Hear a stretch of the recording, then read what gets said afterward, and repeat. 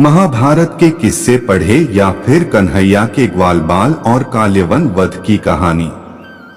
कभी न कभी मन में यह बात जरूर आती है कि भगवान श्री कृष्ण ने इनके साथ धोखा किया। लेकिन क्या आपने कभी सोचा है कि अधर्म के मार्ग पर चल रहे इन पापियों का यदि अंत न होता तो उस समय के समाज की तस्वीर कैसी होती?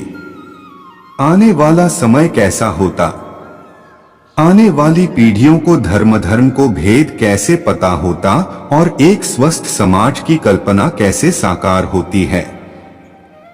ऐसे ही तमाम सवाल के जवाब श्रीमद् भगवद गीता में मौजूद हैं, जो आज के युग में भी उतने ही सार्थक हैं जितने सदियों पहले कहे गए थे। तो आइए श्री कृष्ण के इन 5 बड़े धोखों की कहानी विस्तार से जानते हैं, जिन्हें उनके सिवा कोई और कर ही नहीं सकता था।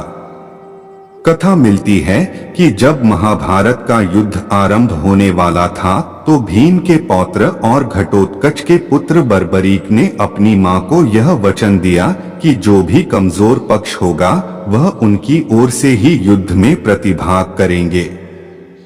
इसके लिए उन्होंने भोलेनाथ की आराधना की और 3 अजय बाणों को प्राप्त किया।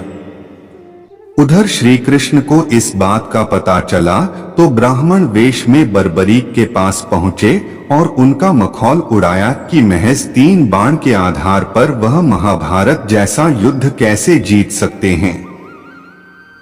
तब बर्बरीक ने उन्हें अपने बाणों के बारे में बताया।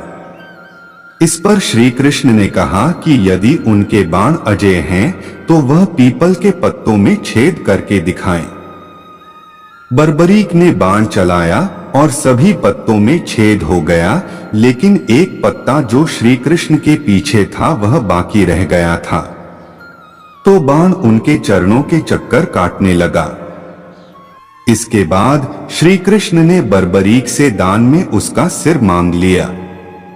इस दान को सुनते ही वह समझ गया कि यह जो सामने है वह ब्राह्मण नहीं हो सकते। तो बर्बरीक ने उनसे पूछा वह कौन है और श्री कृष्ण ने उन्हें सब सच बताकर अपने विराट रूप के दर्शन कराए। इसके बाद बर्बरीक ने अपने सिर का दान तो कर दिया, लेकिन महाभारत युद्ध देखने की इच्छा जाहिर की। इस पर कृष्ण ने बर्बरीक की महाभारत युद्ध को देखने की इच्छा पूर्ति के लिए उस पर अमृत का छिड़काव करके एक पहाड़ी पर उसका सिर रख दिया ताकि वह पूरा महाभारत का युद्ध देख सके।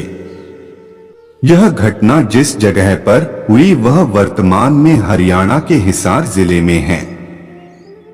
महाभारत के अनुसार जब कर्ण और अर्जुन का युद्ध चल रहा था तब संग्राम में कर्ण ने अपने बाणों से शत्रु पक्ष के बहुत से वीरों का संहार कर डाला। 17वें दिन से पहले तक कर्ण का युद्ध अर्जुन के अतिरिक्त सभी पांडवों से हुआ।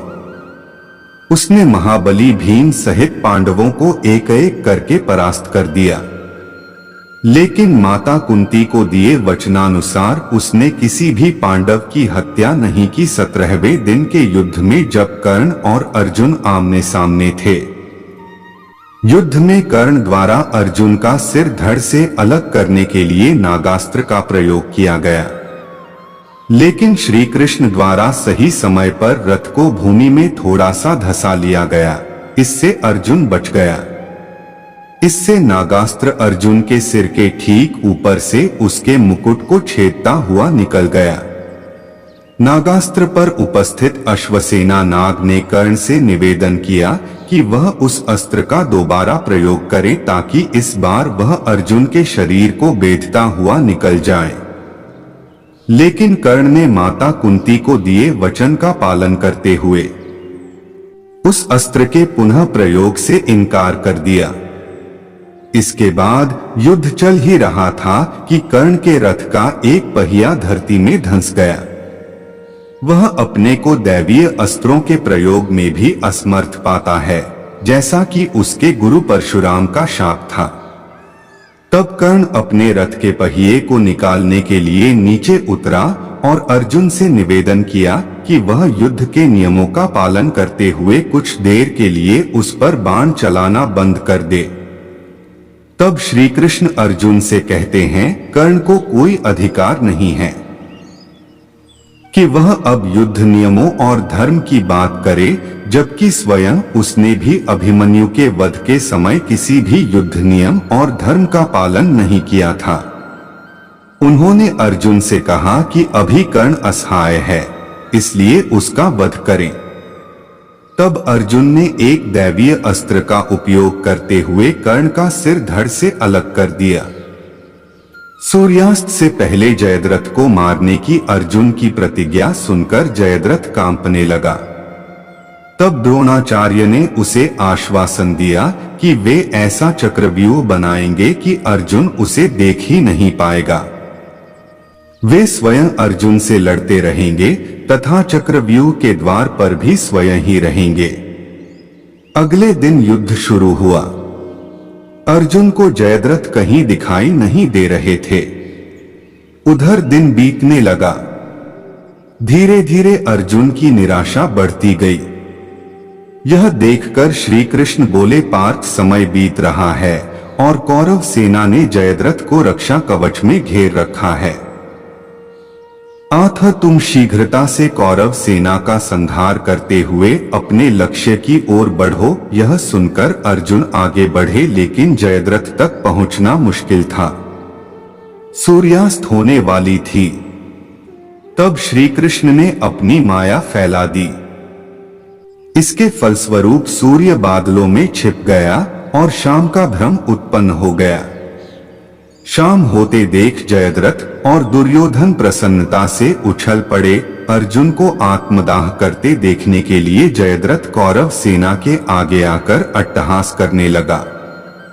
तभी जयद्रथ को देखकर श्री कृष्ण बोले, पार्थ, तुम्हारा शत्रु तुम्हारे सामने खड़ा है। उठाओ अपना गांडीव और वध कर दो इसका। वह देखो, अभी सूर्यास्त नहीं हुआ है। यह कहकर उन्होंने अपनी माया समेट ली। देखते ही देखते सूर्य बादलों से निकल आया। सबकी दृष्टि आसमान की ओर उठ गई। सूर्य अभी भी चमक रहा था। तब अर्जुन ने अपना गांडीव उठा लिया और श्री कृष्ण के कहे अनुसार जयद्रथ की गर्दन पर इस तरह वार किया कि उसका सिर उत्तर दिशा में 100 योजन की दूरी पर तप कर रहे उसके पिता की गोद में जाकर गिरा। जयद्रथ का पिता चौंक कर उठा तो उसकी गोद में से सिर जमीन पर गिर गया। सिर के जमीन पर गिरते ही उनके सिर के भी 100 टुकड़े हो गए। पौराणिक कथाओं के अनुसार मगध के शासक जरासंध ने मथुरा पर हमला करा दिया। हमले के लिए जरासंध ने शिवजी से अजय का वरदान प्राप्त काल्यवन को भेजा। वरदान के कारण श्री कृष्ण ने काल्यवन को नहीं मारा। काल्यवन से भयंकर युद्ध चल रहा था। युद्ध के दौरान वह रण छोड़कर ललितपुर के धौजरी के पास पर्वत पर स्थित एक गुफा में आकर छुप गए। गुफा में उस समय मुचुकुंद ऋषि तपस्या कर रहे थे। उन्हें वरदान था कि उनकी दृष्टि सबसे पहले जिस पर पड़ेगी वह भस्म हो जाएगा। श्री कृष्ण ने अपना पहने पीला वस्त्र मुचुकुंद ऋषि के ऊपर डाल दिया और गुफा में ही छिप गए। भगवान कृष्ण का पीछा करते हुए काल्यवन गुफा तक आ पहुंचा। काल्यवन ने पीले वस्त्र में तपस्या कर रहे मुचुकुंद ऋषि को श्री कृष्ण समझा और भगवान कृष्ण के धोखे में मुचुकुंद ऋषि को मारना शुरू कर दिया। ऋषि मुचुकुंद ने जैसे ही आंख खोली उनकी दृष्टि हमला कर रहे काल्यवन पर पड़ी। इससे वह भस्म हो गया। इस तरह से श्री कृष्ण ने बिना स्वयं मारे ही काल्यवन का वध करा दिया। इस घटना के बाद से युद्ध भूमि छोड़ ललितपुर की इस गुफा में आने के कारण भगवान श्री कृष्ण का नाम रणछोड़ पड़ गया। महाभारत का युद्ध अपने अंत की ओर था। युद्ध में सभी कौरव मारे गए थे, केवल दुर्योधन ही अब तक जीवित बचा हुआ था। ऐसे में गांधारी ने अपनी आंखों की पट्टी खोलकर दुर्योधन के शरीर को वज्र का करना चाहा। गांधारी ने भगवान शिव से यह वरदान पाया था कि वह जिस किसी को भी अपने नेत्रों की पट्टी खोलकर नग्नावस्था में देखेगी उसका शरीर वज्र का हो जाएगा। इसीलिए गांधारी ने दुर्योधन से कहा कि वह गंगा में स्नान करने के पश्चात उसके सामने नग्न अवस्था में उपस्थित हो। महाभारत के अनुसार जब दुर्योधन गंगा स्नान के बाद नग्न अवस्था में गांधारी के समक्ष उपस्थित होने के लिए आ रहा था, तभी मार्ग में श्री कृष्ण उसे मिल गए। उन्होंने दुर्योधन से कहा, इतना बड़ा हो जाने के बाद भी तुम अपनी माता के समक्ष पूर्व नग्न होकर जाओगे, क्या तुम्हें लज्जा नहीं आती? इस पर दुर्योधन ने अपनी जंघा पर पत्ते लपेट लिए और गांधारी के समक्ष उपस्थित हो गया। जब गांधारी ने अपने नेत्रों से पट्टी खोलकर उसे देखा तो उसकी दिव्य दृष्टि जंघा पर नहीं पड़ सकी। इसके चलते दुर्योधन की जंघाएं वज्र की नहीं हो सकी। युद्ध के अंत समय में दुर्योधन एक सरोवर में प्रवेश कर गया। उसने कहा कि मेरे पक्ष के लोगों से कह देना कि मैं राज्यहीन हो जाने के कारण सरोवर में प्रवेश कर गया हूं। वह सरोवर में जाकर छिप गया तथा माया से उसका पानी बांध लिया। तभी कृपाचार्य, अश्वत्थामा तथा कृतवर्मा दुर्योधन को ढूंढते हुए उस ओर जा निकले और दुर्योधन को पांडवों से युद्ध करने का आदेश देने लगे। उनका कहना था कि इस प्रकार जल में छिपना कायरता है। तभी पांडव भी वहां पहुंचे। उन्होंने देख कि सरोवर का जल माया से स्तंभित है और उसके अंदर दुर्योधन भी पूर्ण सुरक्षित है। श्री कृष्ण ने युधिष्ठिर को भी माया का प्रयोग करने का परामर्श दिया। युधिष्ठिर आदि ने दुर्योधन को कायरता के लिए धिक्कारा तथा युद्ध के लिए ललकारा। तब श्री कृष्ण ने कहा कि आप लोगों में से भीम से इतर कोई भी दुर्योधन से गदायुद्ध करने योग्य नहीं है। तभी दोनों का द्वंद्व युद्ध आरंभ हुआ और भीम के देखने पर श्री कृष्ण ने अपनी बाईं जांघ को ठोका। भीम संकेत समझ गए और उन्होंने पैंतरा बदलते हुए दुर्योधन की जांघें गदा के प्रहार से तोड़ डाली। कथा मिलती है कि एक दिन भगवान श्री कृष्ण और ग्वाल बाल गाय बछड़ों को चराने वन में गए।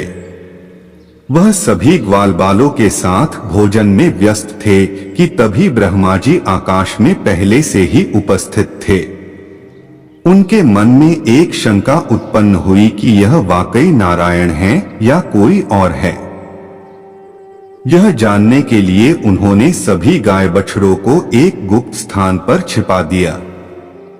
वहीं जब भगवान जल ग्रहण करने यमुना की ओर गए तो ब्रह्मा जी ने ग्वाल बालों को छिपा दिया। कन्हैया जब वापस लौटे तो उन्हें दूर दूर तक न तो ग्वाल बाल दिखे न गाय बछड़े। कुछ ही पल में वह ब्रह्मा जी की सारी मंशा जान गए। तब भगवान श्री कृष्ण ने स्वयं ही गाय बछड़े और ग्वाल बाल के रूप धर लिए और सभी के घर उपस्थित हो गए। यह क्रम कई दिनों तक चलता रहा। तब ब्रह्मा जी ने सोचा कि ग्वाल बाल और गाय बछड़े इतने दिनों से गायब हैं, इनके परिवार वाले व्याकुल नहीं हुए। यह क्या है कि अब तक शांति है।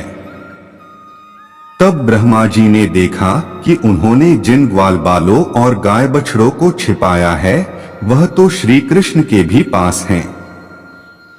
तब उन्हें अपनी गलती का एहसास हुआ। वह समझ गए कि कन्हैया कोई और नहीं स्वयं नारायण ही हैं। तब उन्होंने ब्रिज जाकर श्री कृष्ण से क्षमा याचना की। कन्हैया ने भी प्रसन्न होकर ब्रह्मा जी को अपने चतुर्भुज रूप के दर्शन कराए। अगर हमारी वीडियो आप लोगों को अच्छी लगे तो प्लीज हमारे चैनल को लाइक, शेयर और सब्सक्राइब जरूर करें। धन्यवाद।